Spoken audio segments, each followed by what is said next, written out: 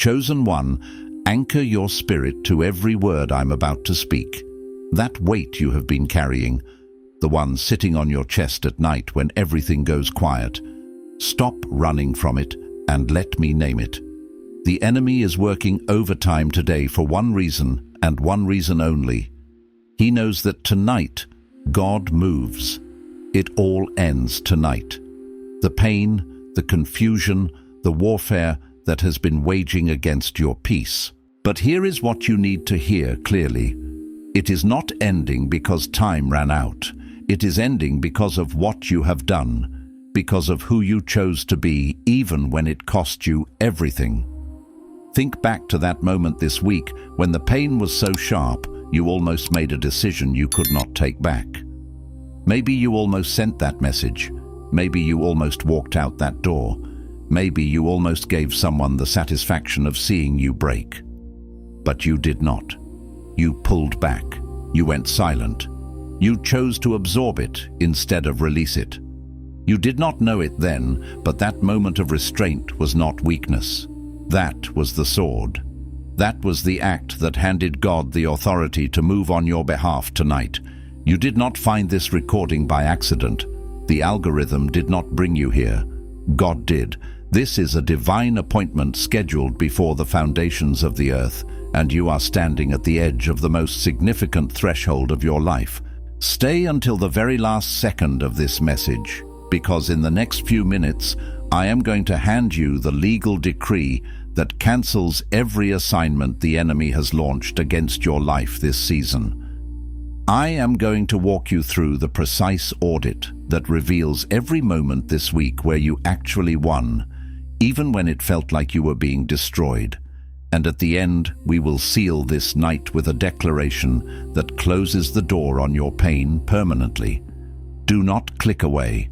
Your future self is begging you to remain. If you leave now, you leave before the verdict is read, and that verdict carries your name. I know what the last 72 hours have felt like. The atmosphere around you has not simply been quiet, it has been pressing, like something massive is shifting just beneath the surface, and you can feel the tremor but you cannot see the source. Maybe you were lying in bed 2 nights ago, staring at the ceiling, too exhausted to sleep but too broken to get up, replaying conversations in your mind that ended badly, wondering if the pain you are feeling right now is a punishment or a pattern. Or maybe you were in the middle of a room full of people this week and felt completely alone, smiling when you needed to, responding when you were spoken to, but inside floating in a silence so deep it frightened you. You feel suspended, like you are standing between who you were and who God said you would be, and neither shore is within reach. And in that suspension, the enemy has been whispering a very specific lie. Listen to your own thoughts right now.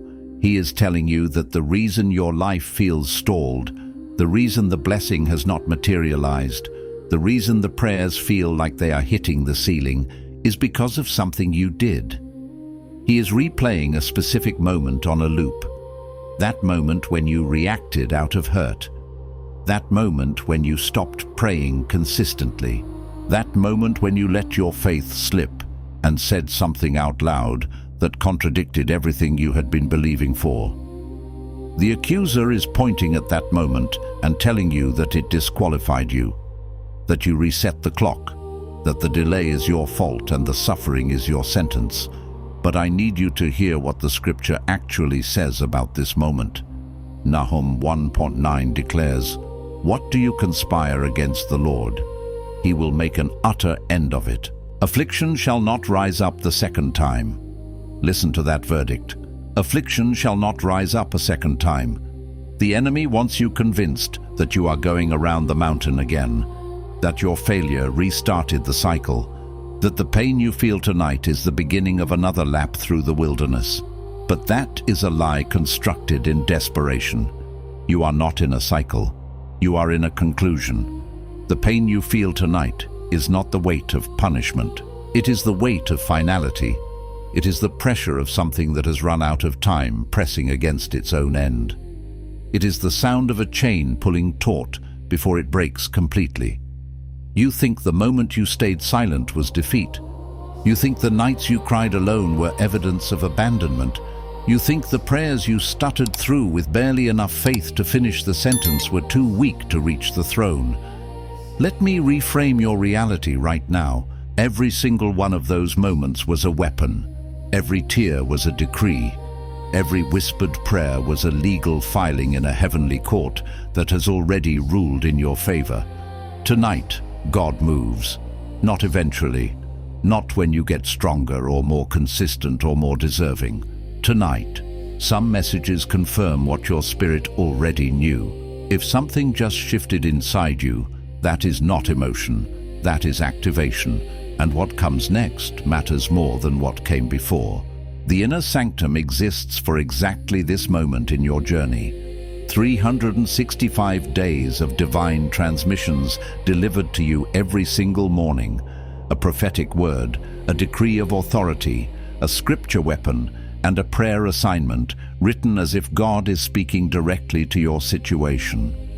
It also comes with the silent war, a spiritual attack diagnostic that reveals exactly where the enemy has been hitting you and gives you the counter prayer for each assault.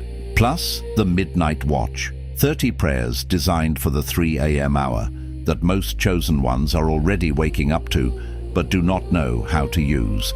The link is in the first pinned comment, but it will not stay there forever. And now I need you to understand something that the enemy has been working very hard to keep you from seeing. The reason your discernment has been so sharp this season, a keen edge on your spiritual senses, allowing you to perceive beneath the surface. The reason you could feel the warfare before it even arrived, like a tremor in the earth preceding an earthquake. The reason something deep inside you, a whisper from your very core, knew this recording was meant for you before I uttered a single word. That is not mere coincidence, a fortunate alignment of events, and it is not simply a gift bestowed upon you without cause. No, it is the direct, undeniable result of something profound that you chose in a sacred, unobserved moment. There was a precise moment, not long ago, perhaps under the quiet shroud of night, or in the raw vulnerability of a breaking dawn, where you made a profound decision to stay. Not in a physical room, though you may have felt trapped within 4 walls. Not necessarily within the confines of a relationship, though that may have been a battleground. But you chose to stay in your faith. When every single indicator in the natural realm, every logical argument, every overwhelming circumstance screamed at you to fold the hand, to abandon your conviction, to walk away from believing in the unseen, to file your hopes under the crushing category of things that simply did not work out. In that crucible of despair, you stayed. You may not have felt an ounce of strength when you made that resolute choice. You may have stayed trembling, your spirit a fragile flame flickering in a relentless wind. You may have stayed weeping, tears blurring your vision, blurring the very path forward. But you stayed, and heaven, with its infinite gaze, recorded that moment. It was etched into the annals of eternity, a testament to your unwavering heart in the face of impossible odds. Because here is what most people, caught in the relentless currents of circumstance, do not truly understand about the profound and often counterintuitive nature of divine movement. God doesn't move in response to your perfection, a flawless record of spiritual achievement, or an immaculate display of composure. He moves, rather, in response to your persistence, the steadfast refusal to let go, the relentless knocking on the door of impossibility, the spiritual grit that holds on even when hope seems like a distant star. Consider the prophet Elijah. He did not call down fire from heaven, consuming the prophets of Baal and drenched sacrifices, because he boasted a clean record, a flawless history of unwavering faith. On the contrary, he called it down because, despite his human frailties and moments of profound doubt, he stubbornly refused to let the silence of heaven, the seeming absence of God, become the final authoritative word on his situation. He had already experienced a dramatic flight for his life, seeking refuge. He had already hidden under the desolate juniper tree, overwhelmed by fear and exhaustion, pleading with God to let him die, convinced his race was run. He had already declared himself utterly finished, a broken vessel beyond repair. And yet God, in his boundless mercy and understanding, did not disqualify him. God did not judge his despair. Instead, God sent an angel, not with a rebuke, but with sustaining bread and water, saying, "The journey is too great for you," and gently fed him, nourishing his weary body and spirit, and sent him forward, renewed for the next leg of his divine calling. The breakthrough, the glorious triumph, did not arrive before the breaking, before the intense pressure and the shattering of self-reliance. No, it came powerfully through it, forged in the very fires of his trials. The breaking was not the end. It was the sacred path to the breakthrough, the plowing of the soil before the harvest. You, my friend, are not yet on the distant, comfortable other side of your breaking. The journey continues. The refining fire still burns. But I assure you, with every fiber of my being, you are closer than your weary eyes can perceive. And what I'm about to hand you, what I'm about to reveal, is not a simplistic formula, a step-by-step recipe for guaranteed success. It is something far more potent, far more transformative. It is a lens, a powerful spiritual lens that will grant you a new perspective, illuminating the unseen dynamics of your reality.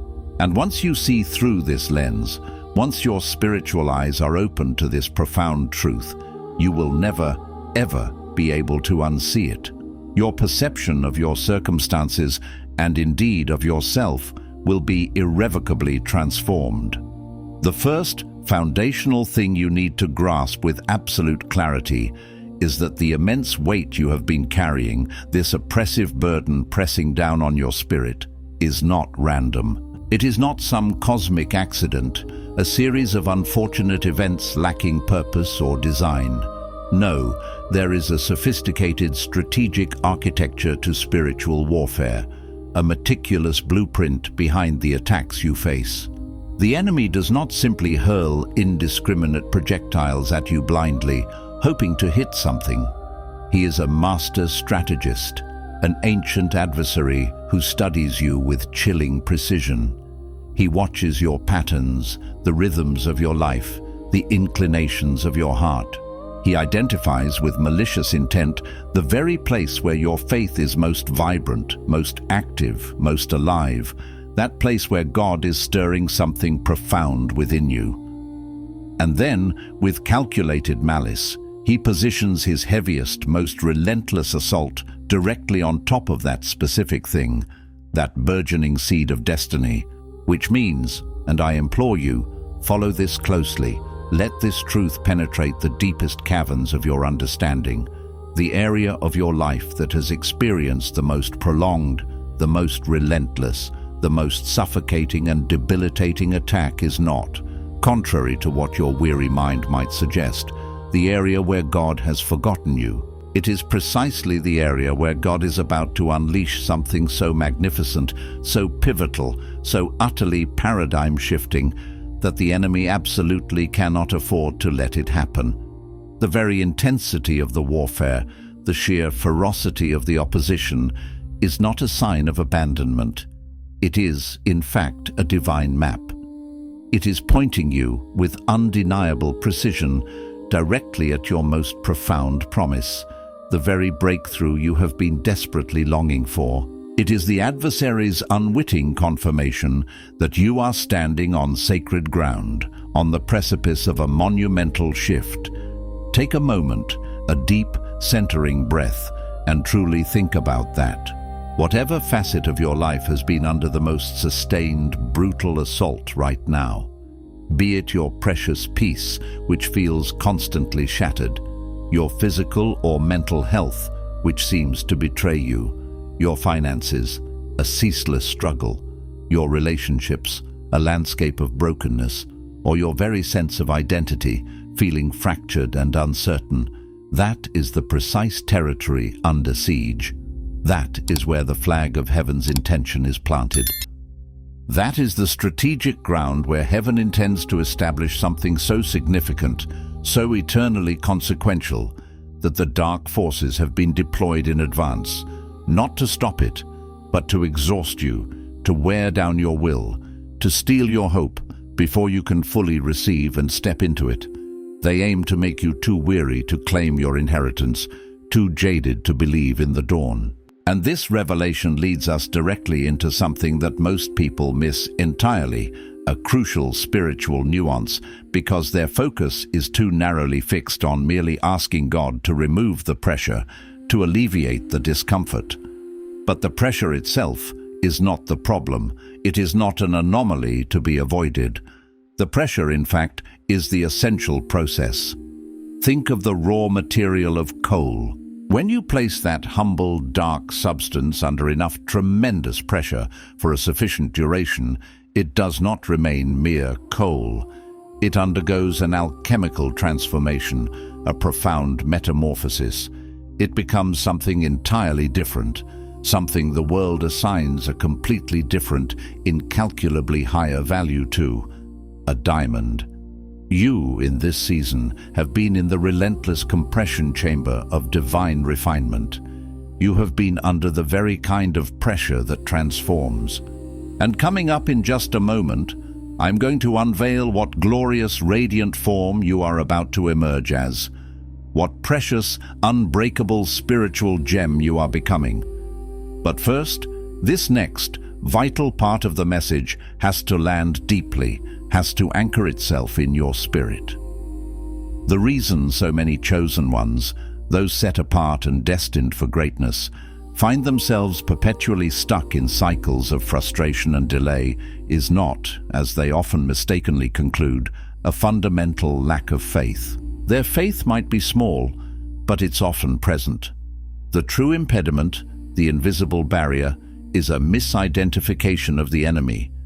You, perhaps unknowingly, have been fighting the wrong battle on the wrong front, expending precious spiritual energy in misdirected skirmishes. You have been tirelessly rebuking circumstances, railing against the external manifestations of conflict, when the real subterranean war is over something far more fundamental: your very identity. The enemy does not primarily wish to destroy your finances for the sake of monetary loss alone. His deeper, more insidious goal is to twist that financial struggle, to manipulate it into a false narrative that makes you believe God does not favor you, that you are somehow unworthy of abundance. He does not primarily aim to shatter your relationships just to cause interpersonal pain. His ultimate objective is for you to conclude from a broken relationship that you are inherently unlovable, that there is something fundamentally flawed and irreparable within you, that God will never send you someone truly worthy of your heart, because you, yourself, are not worthy of such a gift. He is not merely attacking your physical life, your outward circumstances, or your material possessions. He is strategically attacking your self-perception, the internal image you hold of yourself, the core of who you believe you are in the eyes of God and the world. Because if he can corrupt that sacred image you carry of yourself, if he can distort your true reflection, you will, tragically, do his work for him. You will shrink back from the promise, retreat from your calling, long before it even fully manifests. You will disqualify yourself, declaring yourself inadequate before the divine test is even graded, before the results are in from heaven's court. This exact dynamic, this subtle but devastating war on identity, is precisely what happened to the mighty Moses. After 40 long, grueling years on the desolate backside of a desert, tending sheep, an existence of quiet obscurity following his hasty flight from Egypt in disgrace and fear, when God finally appeared to him in a bush ablaze with fire that miraculously did not consume, the very first thing Moses said was not a resounding yes to divine assignment. It was a profound, self-doubting, "Who am I?" He had spent 4 decades meditating on the wrong question, allowing the wilderness to strip away his sense of princely identity and replace it with a crippling sense of inadequacy. Not, "What is God saying to me? What is his divine command?" but rather, "Who am I, a forgotten shepherd, to even respond to such a magnificent call?" And God, in his infinite wisdom and penetrating insight, did not correct the question by attempting to answer it in Moses' human terms, by listing his qualifications or potential. Instead, he masterfully redirected it entirely, shifting the entire framework of the conversation. He declared with eternal gravitas, "I am who I am," meaning, Moses, your identity, your perceived worth, your past failures, your present inadequacies, these are not the ultimate point. My identity, my unchanging, eternal, all-sufficient nature, that is the point. You do not need to know who you are in your limited human understanding. You need only to know with absolute certainty who sent you, for in his sending lies your entire authority and qualification. And once that profound truth clicks into place, once that divine revelation settles deep within your spirit, everything shifts. The tectonic plates of your internal landscape begin to move. You stop agonizingly asking if you are enough, if you possess the requisite skills or strength or worthiness. Instead, you begin to ask a far more empowering question. What is being asked of me? What is the divine mandate in this moment? You cease waiting for the elusive feeling of worthiness to descend upon you like a permission slip. Instead, you courageously start walking in the authority that was already assigned to you, meticulously woven into the fabric of your being, long before you were even formed in your mother's womb. Because worthiness, in the kingdom of God, is not a prerequisite for divine assignment, a qualification you must achieve before you can be used. It is, rather, a glorious byproduct of your humble, obedient response to that very assignment. As you step out in faith, your worthiness is unveiled, affirmed and magnified in the act of obedience itself. But here is where this truth goes even deeper, penetrating layers that many spiritual messages never quite reach. And I need you to stay with me, to lean in with your whole heart, because this insight is utterly transformative. There is a specific, often unspoken agreement you have been living under, a silent covenant that has shaped your reality. It is not necessarily a conscious sin, nor is it a blatant failure on your part. It is an agreement, a deeply ingrained conclusion you reached at some pivotal point in your life, possibly in the tender vulnerability of childhood, perhaps forged in a devastating season of loss or betrayal, or born in the traumatic aftermath of something that should never, ever have happened to you. This quiet conclusion, this internal pact, silently became the operating system of your life, the invisible code dictating your responses and limiting your potential. It sounds like this, a pervasive whisper in your soul. I have to earn this. True blessings are only for the deserving, and I must prove my worth.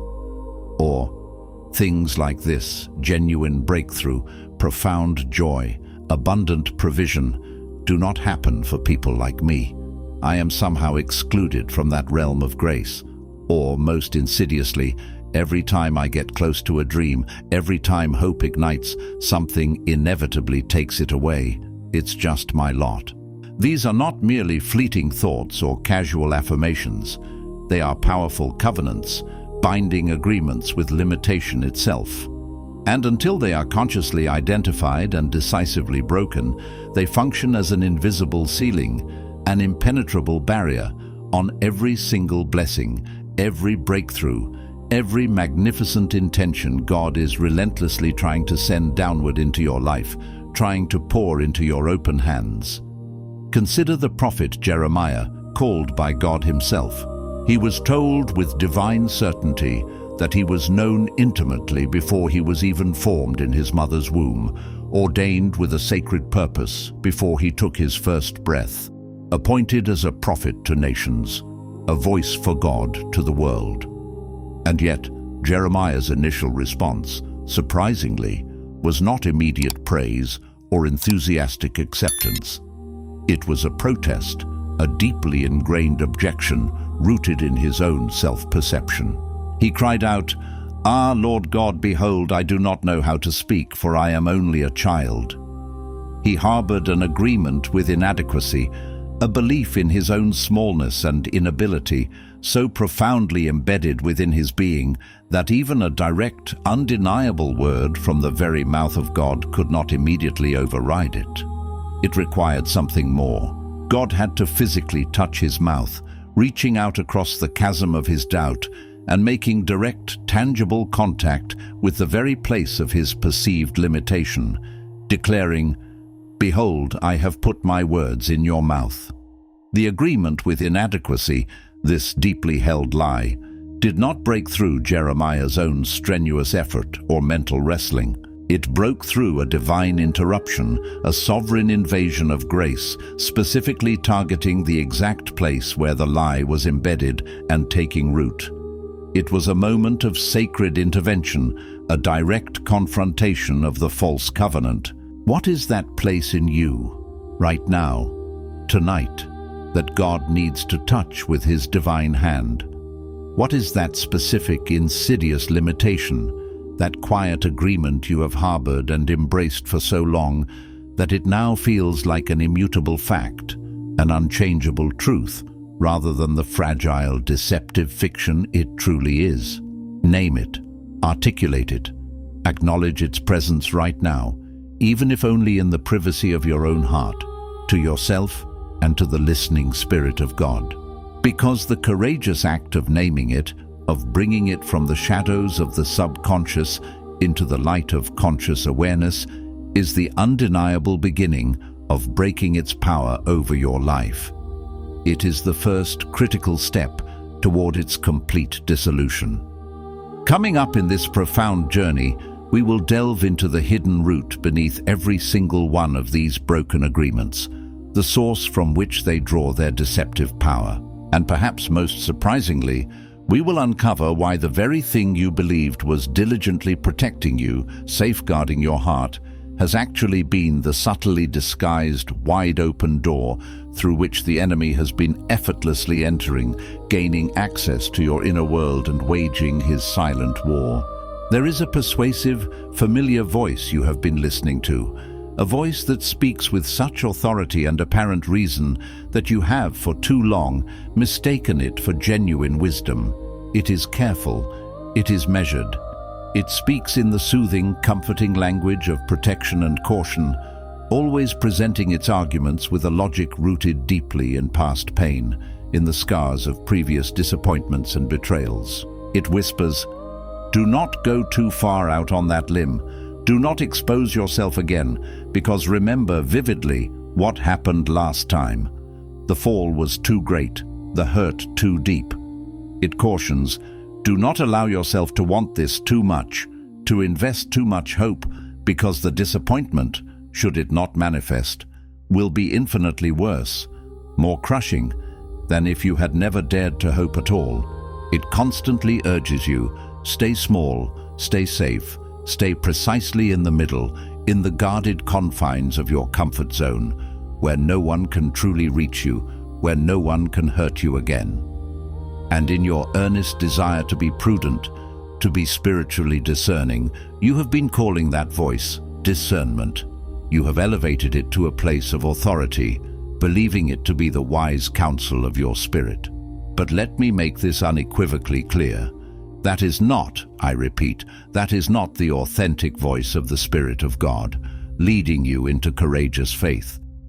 That is the cunning, deceptive voice of a deep, unhealed wound within you, a trauma that learned to speak in holy, spiritualized language so convincingly that you would not recognize it for what it truly is, fear cloaked in piety. This, my beloved, is the essence of counterfeit wisdom. Fear dressed in the venerable sacred robes of spiritual maturity, masquerading as prudence and foresight. And it is devastatingly effective in its deceptive power because it is not wrong about the pain it references. The pain you experienced was unequivocally real. The loss you endured was deeply real. The betrayal you suffered was agonizingly, truly real. The wound it points to, the scar it highlights, actually happened. No one denies the validity of your past suffering, but this counterfeit wisdom is using the undeniable reality of your past to cunningly generate a crippling lie about your future, a narrative of perpetual limitation and impending doom. And you have been agreeing with it, not because you are inherently weak or lacking in faith, but because at the time, in your moment of intense vulnerability and hurt, it made complete logical sense. It felt like a lifeline. You genuinely believed you were protecting yourself from further harm, building an impenetrable fortress around your fragile heart. You were doing whatever you could to survive the onslaught. And let me assure you, God does not condemn you for that instinct, for that very human desire to protect and survive.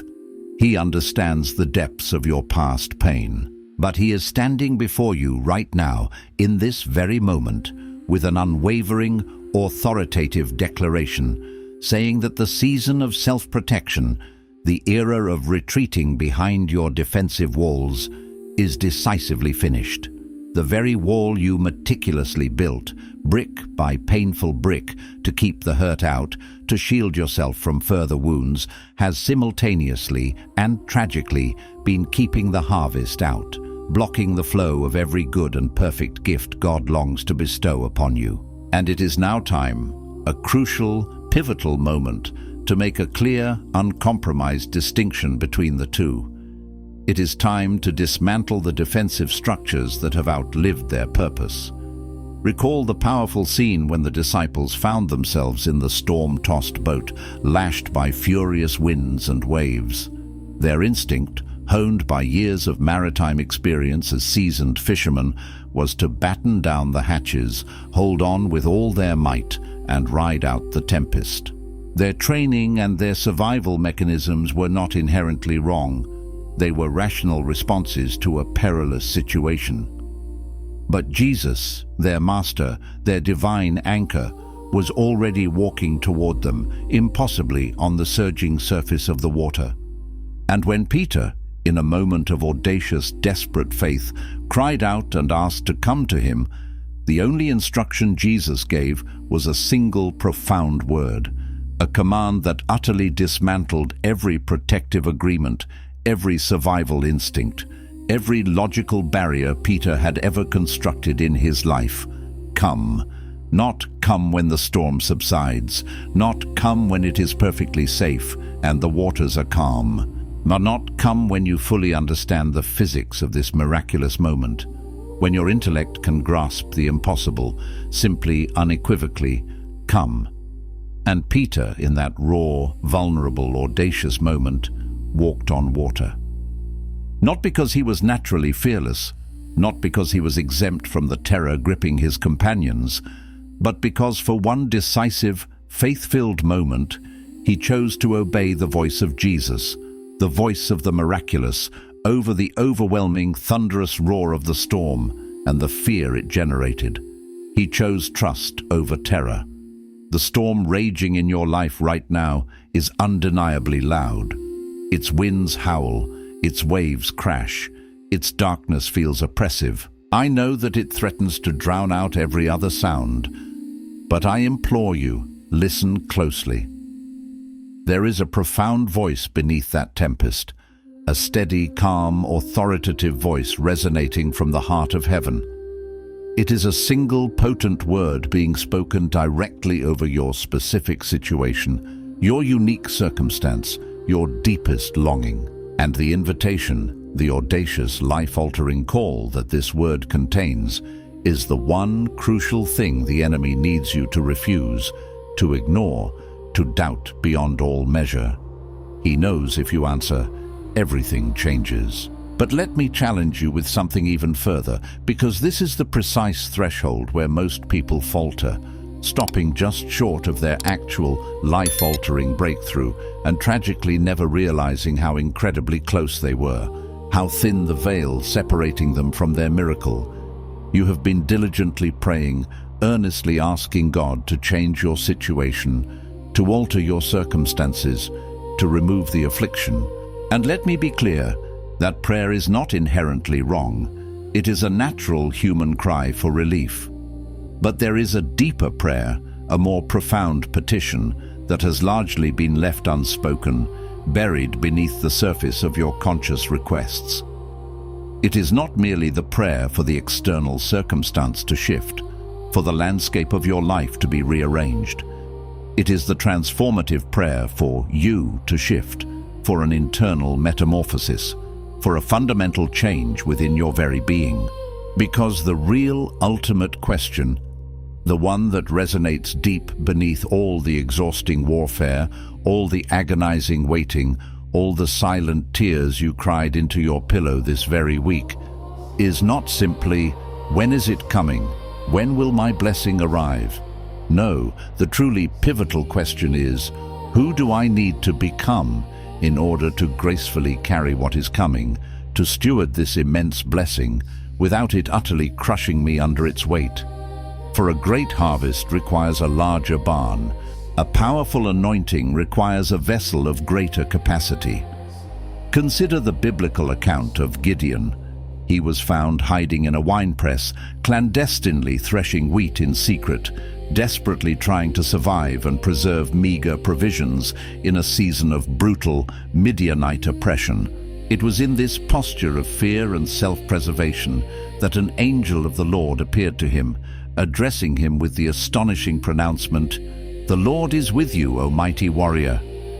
Gideon's immediate response, filled with doubt and human logic, was almost comical if it were not so painfully familiar to our own struggles. He retorted, "If the Lord is with us, why then has all this happened to us?" He simply could not reconcile the angelic declaration with the crushing reality of his circumstances and his own perceived inadequacy. He failed to understand a profound spiritual truth. The divine assignment was not going to patiently wait for the oppression to lift first, for the circumstances to align perfectly. No, he was going to be commissioned, empowered, and transformed inside the suffering, within the very crucible of his adversity. He was going to have to become the mighty warrior God declared him to be, before the battle itself even remotely looked like something a warrior could realistically win. God famously later reduced Gideon's vast army of 32,000 to a mere 300 men. This was not because God was impressed by small numbers or enjoyed unnecessary risk. It was because God needed Gideon, and indeed all future generations, to learn an indelible lesson. The victory was never, ever going to be credited to his own human strength, his strategic genius, or the size of his forces. The internal transformation, the spiritual metamorphosis, had to unequivocally precede the external triumph. It was not to follow it, but to pave the way for it. This, my friend, is where the real turning point, the true nexus of change, lives within your journey. You have been waiting, perhaps unconsciously, to feel ready, to wake up one morning with an undeniable surge of confidence. You have been waiting for all the external circumstances to perfectly align, for every obstacle to vanish, for the fear that grips your heart to completely subside. You have been waiting for the confirmation to be so overwhelmingly clear, so undeniably explicit, that you cannot possibly be wrong in your next step. But the profound truth that most people never truly hear, the liberating revelation that changes absolutely everything once it fully settles into the deepest recesses of your spirit, is this: you were never, ever going to feel ready. Readiness is not a transient emotion, a fleeting sensation that comes and goes. It is a decisive, intentional act of the will. and the courageous decision to step forward, to take that leap of faith before the fear has entirely vanished, before the clarity is complete, before the answer is absolutely certain, and without a shadow of a doubt is not reckless abandon or foolish impulsivity. On the contrary, it is the very definition, the living, breathing essence of faith itself. It is a testament to your trust in a God who leads you into the unknown. And just when you think you have absorbed every profound truth I have shared tonight, when you feel like your spirit is brimming with new understanding, there is one more crucial layer to uncover. Stay with me, hold fast, because what comes next is the single, most liberating insight that has the power to completely rewrite the entire narrative you have been living under, to dismantle the old story and begin a new one. Here is what you probably did not expect to hear tonight, a truth that might surprise and challenge you. The very thing that has been blocking you the most, the deepest, most insidious, actual root beneath all the relentless warfare, beneath the paralyzing fear, beneath all the broken agreements and the misidentified battles you've been fighting. It is not primarily the enemy's overwhelming power, though that is real. It is, profoundly, your own quiet, often unconscious investment in a version of yourself, an old identity, that no longer serves the magnificent assignment God has for you. There is an old, comfortable identity, a familiar self that you have been diligently protecting, even while simultaneously praying with fervent passion for radical transformation. There is an old story you have been meticulously maintaining, carefully editing and clinging to, even while you are loudly declaring breakthrough and breakthrough over your life. You have been asking God with all your heart to change your life, to bring about a new season, while quietly, subconsciously, holding on to the familiar, albeit limiting, architecture of your limitation. Why? Because at least you knew how to live inside that old, constrained identity. At least it was yours, predictable even in its discomfort. And let me assure you, God is not angry about that human tendency. He understands the deeply ingrained comfort of the familiar, even when it's stifling. But He is unequivocally saying to you tonight that He cannot pour new wine, the vibrant, expansive, living wine of His Spirit and His promises, into old, rigid wineskins. Not because He is withholding His goodness from you, not because He is unwilling to bless you abundantly, but because, quite simply, the old, inflexible container, the old identity, would not survive the immense pressure and expansion of the new filling. It would burst, and both the wine and the wineskin would be lost. Therefore, the shedding of the old self, this painful but necessary divestment of who you once were, is not a punishment for your past or a consequence of your failures. It is profoundly an act of divine preparation. It is the most intimate, sacred act of divine partnership you can experience, a moment where you willingly, courageously lay down who you had to be to merely survive the harsh realities of your past, to navigate the brokenness of this world. And in that very act of surrender, He gently yet powerfully clothes you in who He always, from the foundations of time, said you were. He wraps you in your true, eternal identity, forged in His image. And yes, the grief that often accompanies the releasing of that old self, the mourning for the familiar, even if it was limiting, is real and valid. Allow yourself to mourn it, to process that loss if you need to. But do not, I implore you, allow that mourning to become a permanent monument, a perpetual shrine to what once was. Do not build a solemn memorial to who you used to be, to the comfort of the familiar limitation, in the very sacred space where God is actively, powerfully trying to erect something gloriously new, something far more expansive and aligned with your divine destiny. And here is the final, most potent thing, the part I pray lands with more undeniable weight, more transformative power than everything that came before it tonight. The version of you that bravely walked into this message, that pressed play and began to absorb these truths, and the version of you that emerges and finishes this message are not, in the eyes of heaven, the same person. Something profound has irrevocably shifted within you, not merely because of the words alone, though they are conduits of truth, but because the Spirit of God, the very breath of the divine, does not travel merely with information, with intellectual concepts. He travels profoundly with fire, and fire, by its very nature, does not leave things unchanged. It purifies, it refines, it consumes what is not needed, and it forges what is meant to endure.